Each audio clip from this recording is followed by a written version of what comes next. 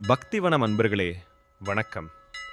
மகாவிஷ்ணுவின் அவதாரங்களில் உங்களுக்கு பிடித்த 3 அவதாரங்கள் எது?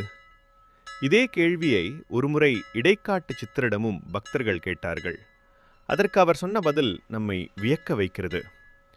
ஏழை, இடையன், இளிச்சவாயன் இவர்களை வணங்குங்கள், உங்கள் துன்பம் பறந்துவிடும் என்றார். அவர் யாரை அப்படி சொன்னார்? வாருங்கள் பார்க்கலாம். சித்தர் சொன்ன அந்த ஏழை வேறு யாருமல்ல, மகாவிஷ்ணுவின் ராம அவதாரம்.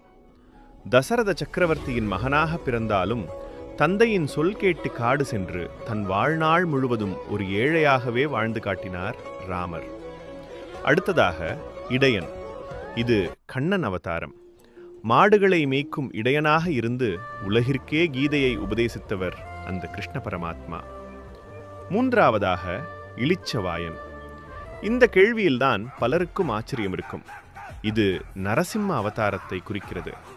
நரசிம்மர் இரணியனை வதம் செய்யும் போது கடும் உக்கிரத்துடன் வாயை திறந்து கொண்டு காட்சியளித்தார். இளித்த என்றால் வாயை திறந்த என்று பொருள் உண்டு. அதனால்தான் நரசிம்மருக்கு இளித்த வாயன் என்ற பெயரும் வந்தது. ராமனின் தியாகம், கண்ணனின் எளிமை, நரசிம்மரின் ரட்சணை, இந்த மூன்றையும் ஒரு சேரச் சொன்ன சித்தர் இடைக்காடரின் வரிகள் எவ்வளவு ஆழமானவை! உங்களுக்கு பிடித்த அவதாரங்களையும் சொல்லுங்க.